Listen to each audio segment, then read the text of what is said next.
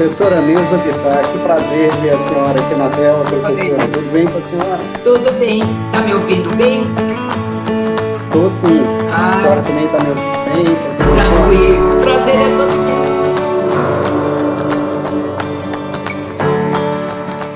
Professora, é um prazer muito grande para a gente receber a senhora aqui, né?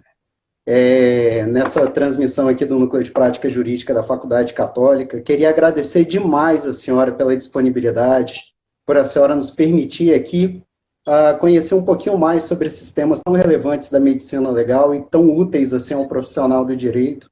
A professora Neuza Bittar, ela é médica, nossa convidada hoje, ela é médica formada aí pela Faculdade de Ciências Médicas de Santos. Faz um tempinho, professora. Então, 1973, e curiosamente a professora Neuza Bittar começou a associar a medicina ao curso de Direito, fazendo bacharelado aí, formando em Direito em 2001, começou a advogar pela Universidade Católica de Santos também, né, professora? Mesma cidade, tem um mestrado em Medicina, voltado para cirurgia de cabeça e pescoço, especialização em cirurgia, é professora de Medicina Legal e de Criminologia também, né, professora? Preceptora de Liga de Medicina Legal da Unimes desde 2018, professora de Medicina Legal de cursos em geral, preparatórios, e tem uma obra de Medicina Legal fantástica que eu tive o prazer de ganhar um exemplar e estudei bastante ela, professora, pela editora Juspódio, né, que é o livro Medicina Legal e Noções de Criminalística, um livro tão bom, que foi prefaciado aí por Rogério Sanches da Cunha, tem a apresentação do desembargador Gildo dos Santos. Professora, a senhora tem uma formação, assim, uma atuação expressiva nessa área de medicina legal, essa associação do direito e da medicina. A gente sempre gosta, assim, de trazer para os nossos alunos, assim, essas histórias de profissionais, assim, o que levou a pessoa, por exemplo, a ter esse engajamento, essa ideia de trabalhar com o direito, com a medicina legal. A senhora pode compartilhar com a gente um pouquinho dessa experiência da senhora, professora? Sim. Bom, primeiro, eu quero agradecer o convite. Eu tive aí mais ou menos nessa época, foi em maio do ano passado, para participar da Semana Jurídica. É uma honra estar com vocês novamente. Bem, eu fiz medicina naquela época onde ou você fazia científico para seguir carreira na área de medicina, engenharia, ou fazia clássico. Bom, eu fui pelo científico e prestei medicina. Mas uma semana antes, eu falei, eu estou na dúvida, eu não sei se eu quero prestar direito. Mas nem que eu quisesse, não dava. Mas isso ficou na minha cabeça, né? E tinha uma coisa interessante. A medicina sozinha não me satisfazia, me faltava alguma coisa. E eu não tinha a mesma visão que a minha classe tinha. Até a turma brincava comigo, porque como eu falava assim, eu olho por outro ângulo. E aí eles brincavam comigo, como eu era proctologista, eles falavam, você olha tudo por outro ângulo. E aquilo ficou na minha cabeça. Aí chegou um dia que eu falei, agora. Veja, eu não gosto desses processos de erro médico, nunca pensei nisso na hora de atender o doente. Eu pensava no doente.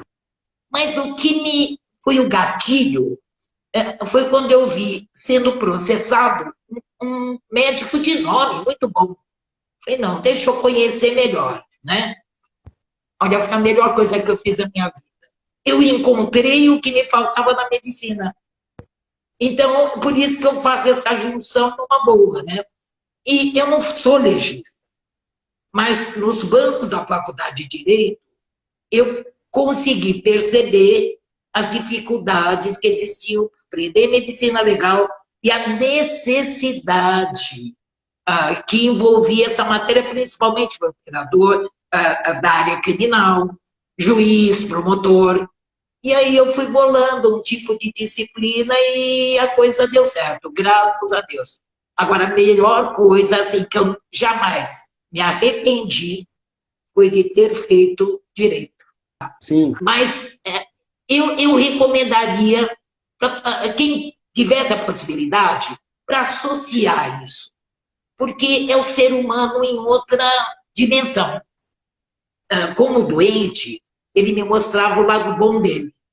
Quando ele fica sim. bom, ele mostra o lado ruim, que é o que ele mostra para o advogado, né? O lado perverso. A senhora tem uma visão completa de tudo, né? Professora, bacana demais. Obrigado, professora, a senhora ter partilhado com a gente essa experiência. Às vezes o aluno de direito, ele tem uma visão assim, trabalhar com advocacia, com magistratura, e às vezes ele não percebe, por exemplo, um campo muito legal de atuação, que é a seara das perícias e que tem possibilidade de atuação também do bacharel em direito. Né? Não na Sim, medicina legal, mas na criminalística, que está muito próximo, associado. E isso ajuda o sim. nosso aluno, por exemplo, a despertar, assim, novos campos de visão. Isso é bom demais, professora. Vamos aqui para o tema, professora. O Vamos tema lá. nosso é autópsia em tempos de pandemia.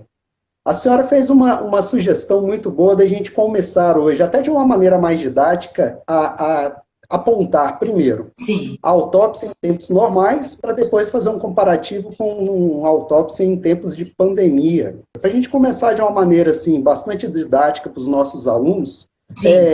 o que é uma autópsia? Para que serve uma autópsia em tempos normais? Pois é. A, a autópsia tem por finalidade identificar a causa médica da morte. Tá? Ela pode ser aplicada tanto em casos que não são de violência, nós já vamos ver as indicações, como nos casos de violência. Quer dizer, não cabe ao legista falar sobre a causa jurídica. O que é a causa jurídica? Se foi crime, suicídio, acidente. Não, ele dá a causa médica. Olha, ela morreu, por exemplo, teve uma hemorragia, porque o projétil atingiu o fígado, decorrente de um disparo de arma de fogo. Tá? Isso é o que ele faz. Só que a autópsia não se resume em abrir o corpo. Primeiro, ele vai examinar a parte externa e vai fazer o exame detalhado externo, vai examinar até as roupas do cadáver. Aí é que ele vai abrir. E é nisso que ele pode perceber, tanto nisso como ao abrir o cadáver, que existe algum dado que vai favorecer quem vai estabelecer a causa jurídica, que aí é do lado do direito. Por exemplo, É uma atuação bastante descritiva, então, né, do perito. ele não tem obrigação de falar se é crime, se é suicídio. Mas, por exemplo, ele nota, um paciente que foi atingido por um projétil de arma de fogo. Ele nota o quê? Que o orifício na camisa está mais alto, está mais baixo do que o orifício do abdômen. Aí ele pode deduzir que o indivíduo estava rendido com os braços para cima, por isso que o buraco, na hora que baixou os braços, o buraco ficou mais baixo que o do abdômen. Ele dá uma dica para o restante. E, professora, quando que em que situações, digamos assim, que um médico no hospital, ele pode fazer a declaração de óbito, e em que situações ele está impedido de fazer isso, e ele tem que encaminhar para que seja feita essa autópsia pelos departamentos oficiais? Sim. Veja, toda vez que o médico acompanha o paciente, trata o paciente, esse paciente morre de morte natural. O que é morte natural? Doença ou envelhecimento. Não tem nenhum sinal de violência. Ele está obrigado a testar o óbito. Ele conhece o paciente, mas ele tem que examinar, né? Mesmo que seja um paciente dele, vamos dizer que morreu em casa, esperava que ele já era um óbito até esperado, ele tem que ir lá, tem que examinar. Ele não pode simplesmente pegar o papel, porque muita coisa pode acontecer no meio do caminho. Nesse caso, ele está obrigado a testar o óbito. Agora, quando que ele está impedido, que é onde vai entrar a autópsia. ele está impedido. Nas mortes violentas ou suspeitas. Morte violenta. Crime, suicídio, acidente. Tá? Morte suspeita. Aquela morte inesperada, em condições estranhas, mas sem sinais de violência. Quer dizer, o mínimo sinal de violência externo no cadáver já sai como violento. Essa autópsia é compulsória. A família, queira ou não queira, vai para o IML para autópsia. Ponto final. Tá? A família não pode se opor. O legista faz a autópsia, chega à conclusão do diagnóstico e ele é que fornece o atestado de óbito. Fechou. Agora, também em mortes naturais, sem atendimento, por exemplo, ele passou mal na rua, chegou morto. Né? Não adianta... Às vezes acontece da pessoa ser encontrada em casa, 3, 4 dias falecida, a pessoa mora sozinha. Aí é diferente. Se encontraram aquele cadáver, ou encontraram um esqueleto, aí é sempre morte suspeita. Tem que vai para o IML. Agora, morte natural. É porque você não sabe. Você não sabe se envenenaram ele. É complicado. Agora, chegou no pronto-socorro já morto. Tá? Chamaram em casa, chegou já morto, ele não tinha médico, não tem sinais de violência, ou ele até foi atendido, mas morreu a seguir sem diagnóstico. Então, sem atendimento ou sem diagnóstico, autópsia, só que agora no serviço de verificação de óbito, que fica dentro do hospital, é o médico da anatomia patológica que vai fazer essa autópsia para chegar a uma conclusão do que aconteceu. Pode ocorrer, e isso ocorreu não faz muito tempo, de uma morte dada como natural, na hora que o médico vai mexer, ele vê que não é. Ele encontra sinais de que houve alguma coisa. E nesse caso, o crime que aconteceu aqui em São Paulo, que num primeiro momento a própria delegada que entendeu o caso encaminhou, falou, não, foi morte natural. Quando chegou lá, a médica viu sinais de unhas no pescoço, estigmas ungueais. Ela falou, não, isso foi esganadura. E aí ela mandou para o IML. Tá? Percebe essa suspeita, já encaminha. Tem que mudar o lugar da autópsia.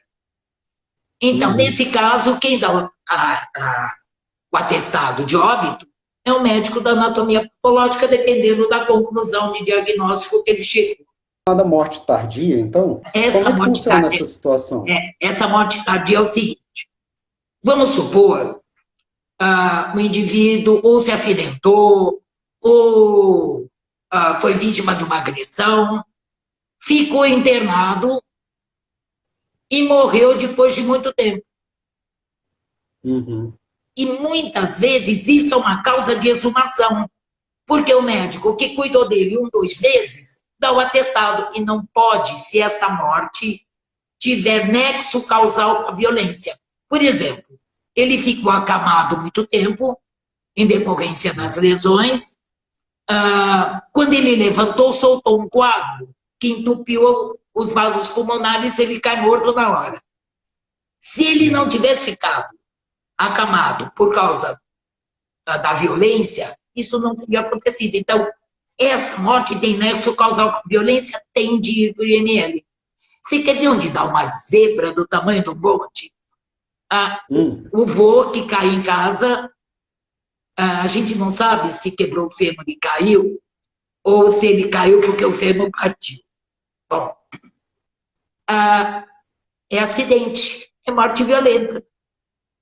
Quer dizer, se ele vai para o hospital, fazem a cirurgia, corrigem a fratura de fêmur.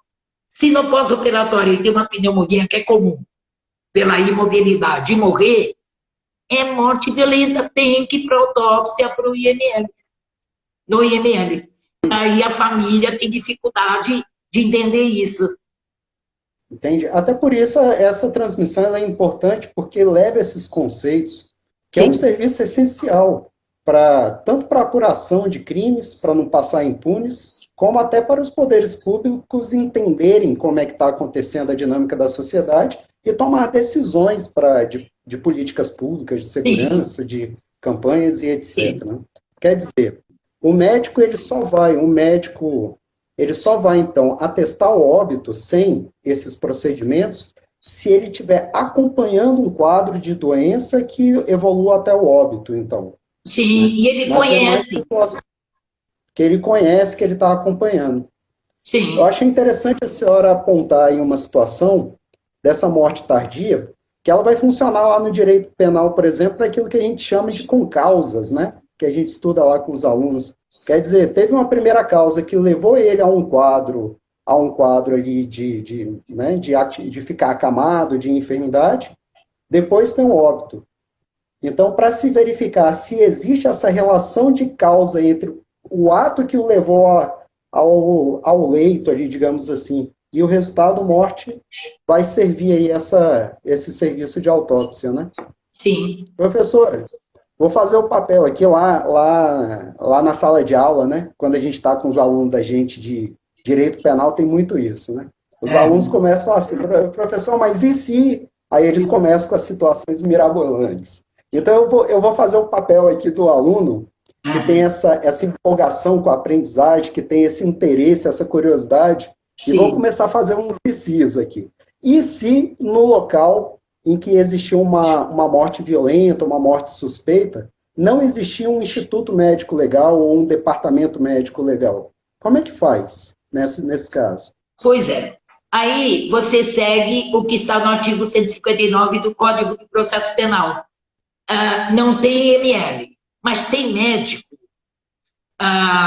Você nomeia, de preferência, o que está estipulado, nomeia 2 peritos, né, escolhidos entre os médicos que tem na cidade para fazerem a função do perito oficial. Né? Uhum. Agora, o problema maior é quando não tem médico no local. Se Aí, não tiver nenhum. aí é que tá. Ah, se você vai no artigo 77 da Lei 6.015, esse artigo fala o seguinte, que o sepultamento se dará depois da lavratura, da certidão de óbito, no cartório civil. Quer dizer, primeira coisa que é importante, essa declaração de óbito, que tanto o médico do paciente como o que fez a autópsia vão preencher, que é o bloco 5 da declaração, não é ela que autoriza a enterrar ou cremar. Tem que ter a certidão de óbito emitida do cartório. Então, são 3 vias da declaração de óbito, são levadas ao cartório, o cartório dá a certidão de óbito para poder enterrar ou cremar. Pois bem.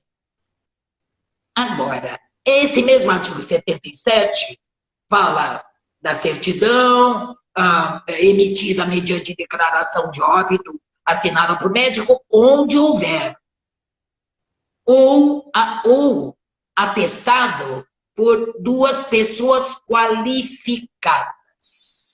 Quer dizer, o Uhum. leigo pode assinar o atestado de óbito? Pode. Agora, veja, raciocina comigo. Um lugar que não tem médico. Que pessoa qualificada? Enfermeira, veterinário, fisioterapeuta. Se não tem médico, vai ter isso. É complicado, né? Quer dizer, Complicado. aí é que tá. Ele realmente, não é que ele atesta, ele fala, ó, são 2 pessoas, são 2. Ó, tá morto. O que ele fala é tá morto. E você pensa que isso é raro no Brasil? Aí é que tá. Bom, Mas agora melhorou um pouquinho, tá? Esses lugares que não tem médico, o atestado vai dessa maneira, 2 pessoas jurando que o cara está morto, né? sim. Mas não tem a causa morte, porque no atestado você coloca o quê? O evento que desencadeou a morte, qual foi o quadro mórbido, e a causa por fim, né? Por exemplo, no caso da pandemia, né? Síndrome respiratória aguda grave, a causa básica Covid-19. Eles não têm como colocar isso.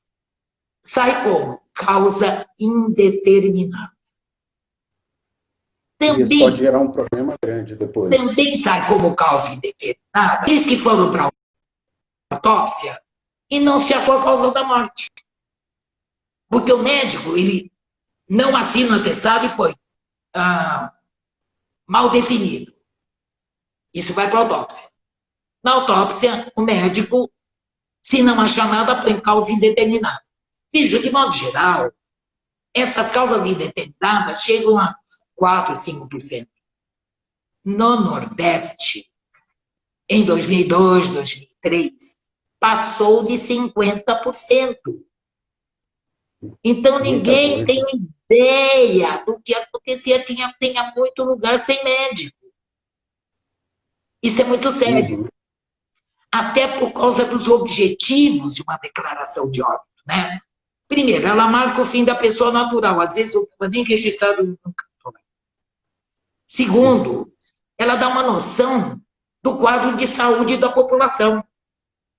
E ela serve para chamar atenção a certos lugares, para você montar ações para intervir nesses lugares. Quer dizer, a única coisa que a causa indeterminada chama atenção, ó, aqui não tem médico. Não tem médico, quer dizer, não tem sistema de saúde. Isso é muito sério, região norte, principalmente em região nordeste. Tá? Entendi. Quer dizer, primeira coisa, assim, o trabalho que o médico realiza nessas verificações, nessas autópsias, ele é um trabalho descritivo. O médico ele vai trazer dados de maneira objetiva, né? Não vai dar opinião pessoal dele sobre qualificação de crime, nada, mas apenas assim, o que levou ao óbito. Sim, aí ele vai analisar essa descrição, vai discutir os achados e vai fazer um juízo valorativo e concluir. Isso mesmo. E concluir. E essa conclusão, esse conjunto de documentos médicos que são produzidos, quer dizer, eles vão ajudar, tanto em termos jurídicos, a verificar ali se existiram crimes, responsabilidades e etc., circunstâncias de crime, como também vai ajudar aí os poderes públicos, os administradores públicos, a decidir, tomar decisões sobre políticas públicas, inclusive de saúde voltada para a população. Sem dúvida. Uma das vias vai para o serviço de estatística. Por isso que sai, olha, tantas mortes por acidente, a direção de uma das vias. Ajuda até por exemplo, a tomar decisões de políticas em relação à segurança viária, né, em locais de grande acidente de carro. Todo acidente de carro, pelo que eu entendi, vai acabar gerando uma autópsia. Sim, sem dúvida. E em tempos de pandemia, professora, muda muita coisa nesse serviço de autópsia? Hoje a gente está vivendo um quadro, infelizmente, né? Sim. Infelizmente, um quadro de pandemia, sim, e que infelizmente tem levado muitas vidas, assim, de uma forma acelerada, né?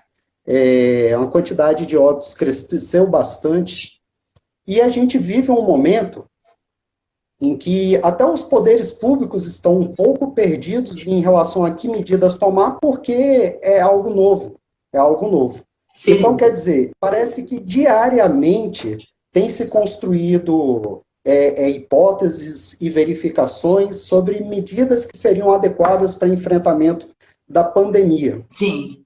De coronavírus. Quer dizer, esse serviço de verificação do óbito, de autópsia, ou de uma identificação médica sobre a causa da morte, muda nesse cenário? Né? Tem alguma peculiaridade em relação a isso? Sim.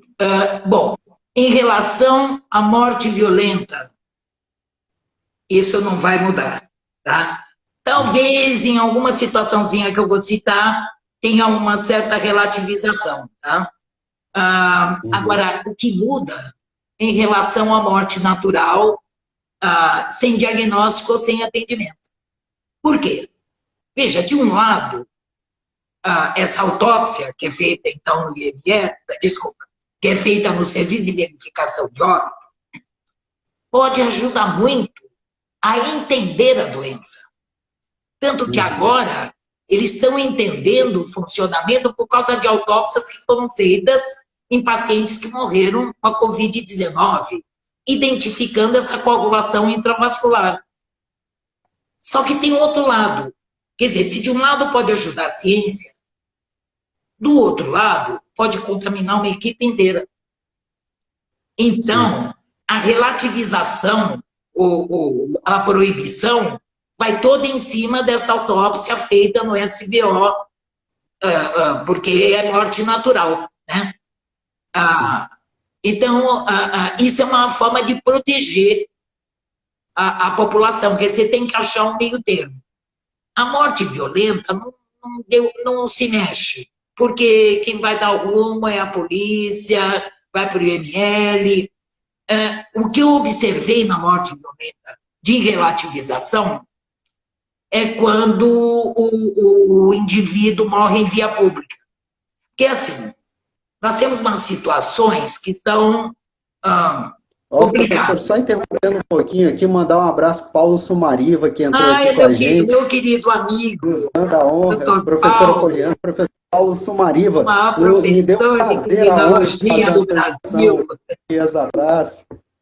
Ai, que lindo. Seja bem-vindo, professor. Falou aqui, a senhora é a melhor de medicina legal. Nós trocamos figurinha. Tem umas situações que são interessantes e que, às vezes, o público não sabe o que fazer, as pessoas não sabem. Por exemplo, morreu em casa. Isso, analisando fora da pandemia. Morreu em casa. Tem médico, tranquilo. Chama o médico, ele vai lá, atesta, constata o óbito, atesta o óbito. Agora, morreu em casa e não tem médico. Tem que chamar o SAMU. O SAMU vai lá, o médico do SAMU, só para constatar o óbito. Ele vai falar o quê? Tá morto. Aí você tem que ir na delegacia do bairro, fazer um boletim de ocorrência, voltar para casa, aguardar a perícia vai olhar aquele corpo. Se ele nota que tem sinais de violência, ele aciona o Copom para poder mandar para o IML. Se não tem sinais de violência, manda o corpo para autópsia no Serviço de Verificação de Óbito. Aliás, o problema que tem muito nessa autópsia no SVO é que a família pode se opor. Às vezes é complicado. O médico não quer dar o diagnóstico porque ele não sabe. E a família não quer deixar. Muitas vezes é o diretor, se é caso internado, é o diretor do hospital que vai tentar obter uma autorização judicial. Bom, uma outra situação, morreu na rua. Essa eu já vi várias famílias passando situação difícil. Morreu na rua. Não importa se foi morte violenta ou não.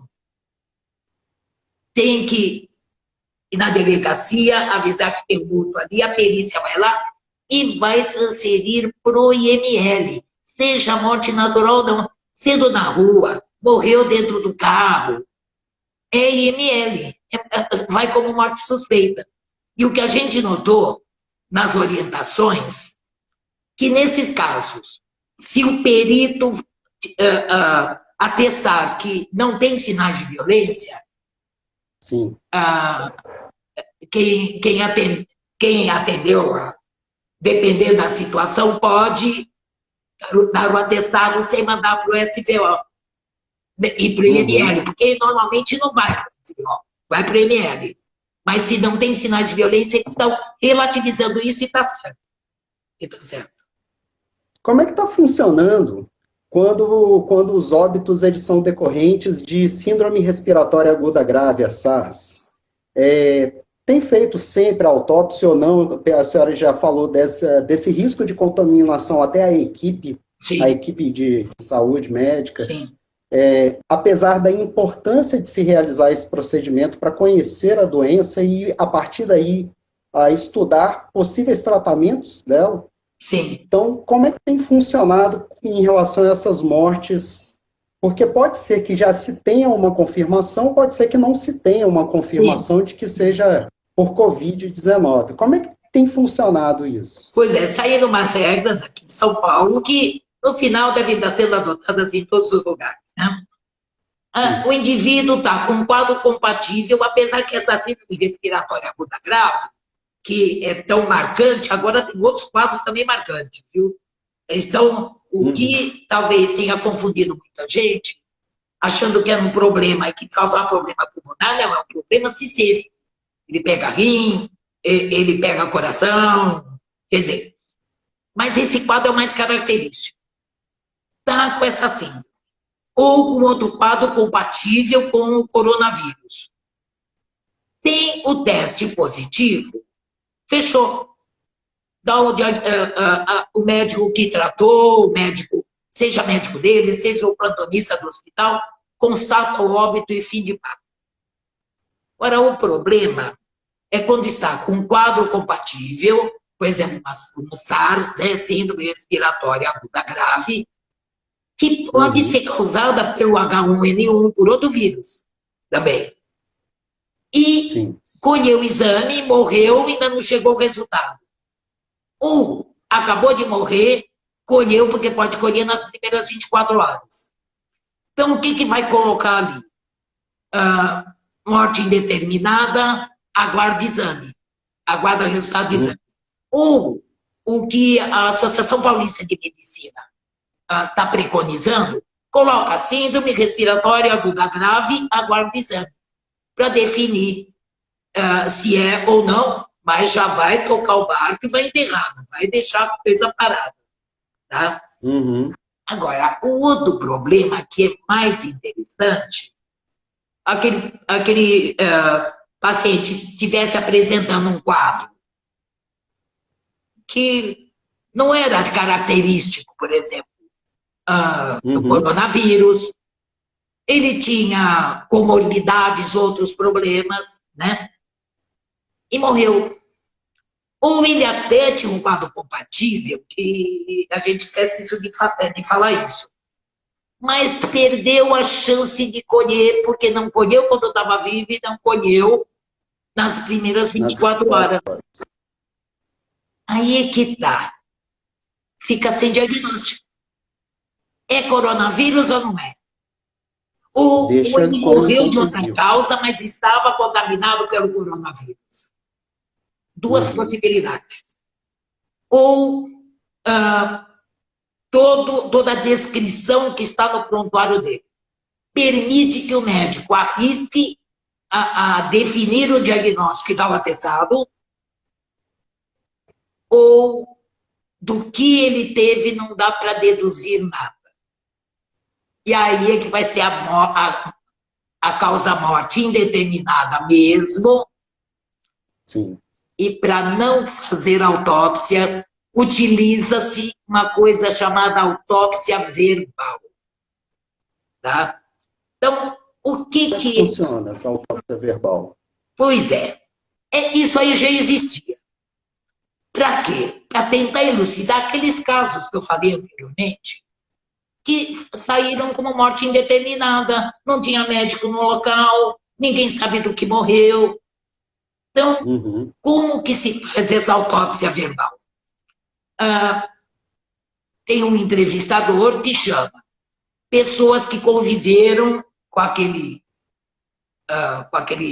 indivíduo, principalmente cuidadores, que tem que ter mais de 15 anos, mas também se não tiver, serve abaixo, para descrever o que ele foi apresentando até morrer, que sintomas ele já tinha antes desse quadro que levou ele à morte, que doenças ele já tinha, se ele era diabético, se eles conseguirem montar uma história que possibilite um diagnóstico com base nesse questionário, e tudo isso vai para o médico definir. Aliás, geralmente são dois médicos que vão definir a provável causa da morte, se tudo que foi descrito permitir isso.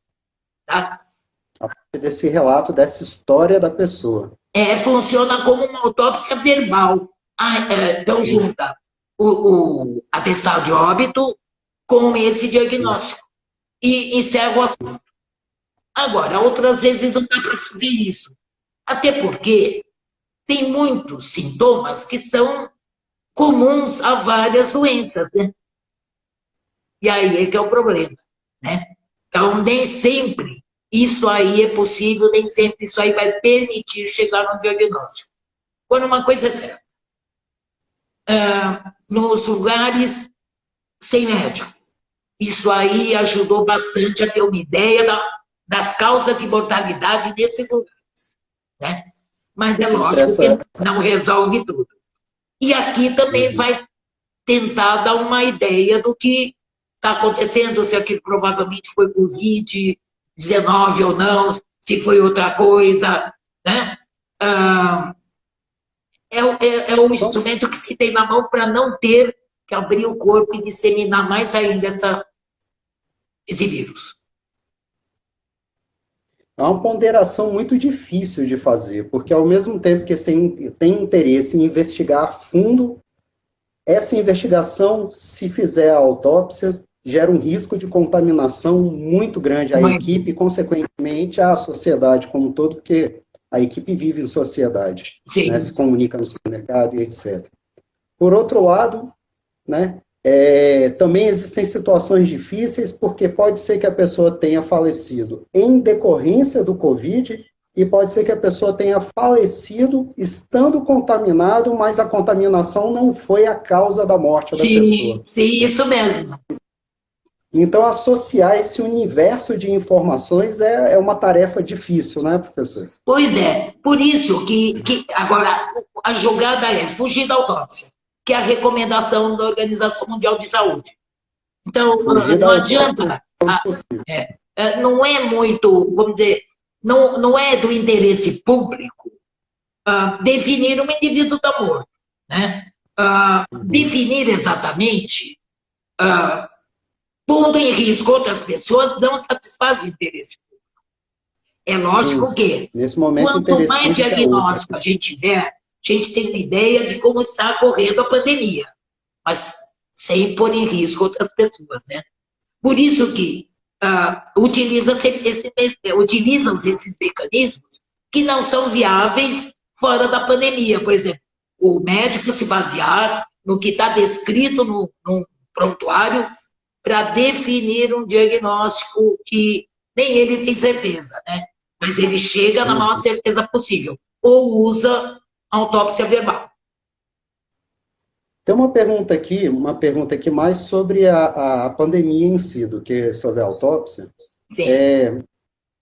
Como é que hoje os especialistas, os médicos, têm visto essa questão de consegue-se evitar essa contaminação, reduzir, ou, digamos assim, a contaminação ela vai ser inevitável, é só uma questão de administrar o tempo? Ou ainda não tem uma conclusão sobre isso, professor? Uma pergunta que fizeram. Eu acho que a primeira coisa que a gente tem que analisar é o seguinte: ninguém consegue afirmar se você tendo sido contaminada, você adquiriu imunidade. Então, ninguém sabe se você vai ser recontaminada. Né? O poder... São muitas incertezas. Pois é. Então, eu tive um quadro que eu achei que eu tive. Leve para moderado. Eu até ia... Eu falei, eu vou fazer os anticorpos. Vai que não é, que é época de outros vírus, influenza, H1N1. Mas eu falei, não vai me dar certeza para eu sair de casa. Então, nem fui fazer. Tá? Agora, o poder de contaminação é tão grande que quem está em casa, na hora que liberar, vai ser acometido pelo vírus. Mas qual é a real intenção? Que não seja todo mundo acometido ao mesmo tempo, para ter tratamento para todo mundo. E talvez que diminua essa disseminação e talvez alguns tenham a sorte de não ser contaminados. Agora, Se ele recontamina, aí é difícil ter previsão. Eu posso ter ondas de contaminação. É o que todo mundo tem medo, essas de agudizações, né? De Que contaminação. ainda, que ainda tem que esperar para ver como que vai acontecer.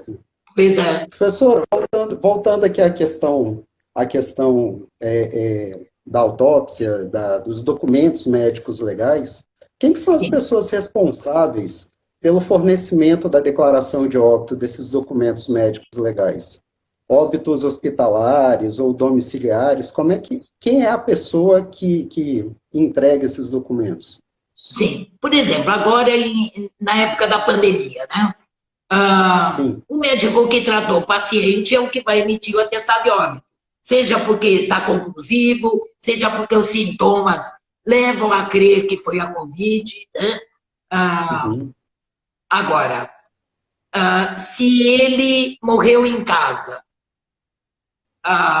e tiver o médico que atendeu, ou até o médico que foi e constatou o óbito, não tendo violência, ele vai dar o atestado de óbito nessa situação que nós estamos vivendo agora.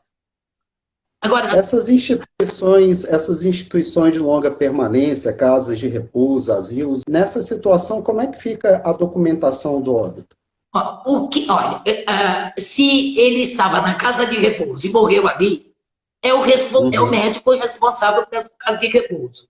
Agora, ele está no hospital, é o médico que atendeu, é o médico que está tratando, é o médico da UTI. Eu acho que o Sim. maior problema é gente que está em albergue ou aquilo que eu já toquei, morreu na rua.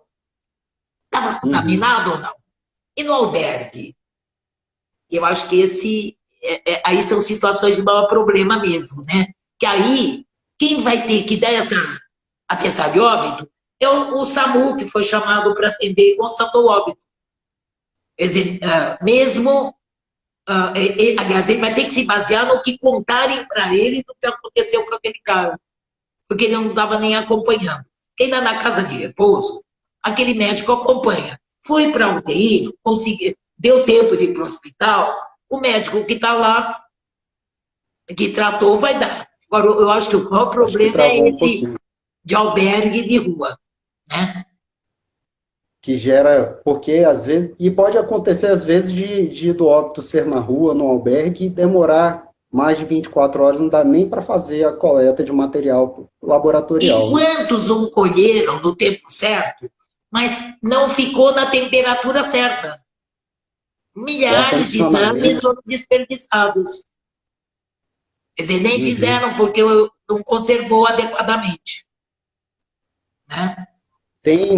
Uma vez eu li um artigo, assim, lembrei desse artigo agora que a senhora comentou sobre o acondicionamento do material. Uma Sim, vez eu li um artigo de um geneticista falando sobre o exame de DNA, ele falando assim que o exame em si, o procedimento em si é um procedimento de bastante, que se aproxima muito da certeza, 99,9%. isso. Porém, às vezes existem erros no procedimento de colher a amostra, de acondicionar, de usar o equipamento adequado. Às vezes pegar, por exemplo, né, um tubo aqui, colar a etiqueta errada, o nome errado, que pode acontecer, né? E isso pode acontecer, né? Mas eu acredito que não seja o padrão, que o padrão sejam protocolos que dê mais confiança, ou Sim. como é que funciona? Olha, tudo tem que ser, tudo tem um padrão. É que o DNA tem um complicador a mais, que não tem, assim, é mais difícil de ter, porque como é que eles vão colher exame? Com uma hastezinha vão colher das duas narinas e aqui da boca, né? Sim, No DNA, aí é que tá. Será que essa haste pode estar contaminada? Não, ela está ali esterilizada. O DNA tem outro problema. Conforme manipularem, pode contaminar com o DNA de quem está mexendo no material. Pode juntar o entendi. DNA, é esse o problema também.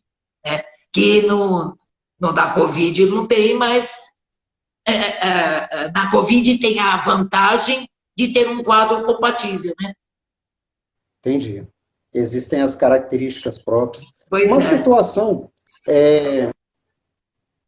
uma situação assim, por exemplo, quando você tem um óbito de uma pessoa que não tem uma identificação, não tem um familiar, um amigo, uma pessoa próxima, não há uma carteira de identidade, nenhum documento, não se sabe quem é aquela pessoa.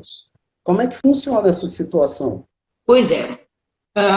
Vejam, quando é um caso que vai para autópsia, você também pode fazer outros procedimentos, como impressão digital, né? Apesar que, nesses casos mesmo, sem ir para autópsia, você pode colher. Você tem que colher o máximo de elementos que possam um dia identificar se alguém procurar por essa pessoa. Então, se ela portava algum documento, as impressões digitais, a roupa que ela estava, e guardar tudo isso junto com a ficha hospitalar, se ela tiver, e ter uma forma de identificar onde ela está enterrada, né? Para ver se um dia alguém vai reclamar aquele corpo, né? Só um último ponto aí, em relação à cremação, como é que isso tem sido visto, assim, tem, né, resistências, tem questões religiosas, familiares em volta disso, mas sob o ponto de vista médico, como é que se vê a questão da cremação em tempos de pandemia? Pois é. Veja, a cremação, você tem que analisar dois aspectos. Para você poder cremar, primeiro, você tem que ter certeza que não tem violência, porque isso vai impedir uma futura exumação, né? Então, e outra coisa, tem que ter manifestação de vontade da pessoa em vida, porque você não sabe se ela acredita em reencarnação e não quer que o corpo seja destruído, o osso, né? Então, tem o lado da liberdade de culto. Ora, tudo isso pode ser passado para trás diante de uma epidemia, porque é uma forma de você cortar a transmissão ali. Né? Então, isso pode ser driblado no meio de uma pandemia. É que mais também, para você fazer isso, você tem que ter um belo serviço de cremação, né? Tem isso, com capacidade para muitos corpos. A Itália começou a mandar os corpos para cremar. É que tem o problema da família, tudo, mas é uma forma de você brecar uma pandemia. É aquela situação que você tem conflito de interesses, todos os interesses legítimos, e tem que tomar uma decisão difícil, né? Uma decisão difícil. Cremar ou respeitar o desejo da família. Agora, para cremar, tem que ter, olha, normalmente, para cremar, em caso de morte que não tem nenhuma suspeita de violência, tem que ser um atestado de óbito assinado por 2 médicos para ter certeza que não tem nenhuma violência, nem suspeita. Ou por um médico legista, porque ele é o que está acostumado a ver violência. Agora, se houver suspeita de violência, se é um caso em que houve violência, como vai impedir que haja uma exumação, além do médico legista, tem que ter autorização judicial. Então, vejam quanta coisa que pode surgir se for determinada a cremação, que seria, no meu ponto de vista, seria fundamental, porque você não expõe coveiro, você não expõe ninguém, mas tem o lado da família, liberdade de culto, essas possibilidades de ter que ter certeza que não houve violência. Até porque tem existido essa orientação também em razão de tentar reduzir os riscos, né? De não se fazer autópsia sempre, né? Pois então é uma situação muito complexa. Quer dizer, não existe manual pronto de como proceder nessa situação, né? Não tem mesmo. Professor, eu quero agradecer demais a senhora pela senhora ter disponibilizado essa atenção para a gente. Agradecer aqui em nome da Faculdade Católica do Unione, do Núcleo de Prática Jurídica, organizando todo mundo aqui, gostou demais. Professor, eu gostei demais, tive uma honra, um prazer, ainda que remotamente, ter essa presença com a senhora aqui. E queria te agradecer muito. Eu adoro estar. E já fazer um pedido. Nos dê outras oportunidades aí em um futuro próximo. Ai, que honra, viu? Eu que adoro estar com vocês, gostei muito da cidade quando tive ano passado, adorei a participação dos alunos, tá? E eu só fiquei frustrada porque não deu tempo de eu comprar aquele café maravilhoso que tem aí. Eu não lembro mais o nome. Vamos ter outras oportunidades.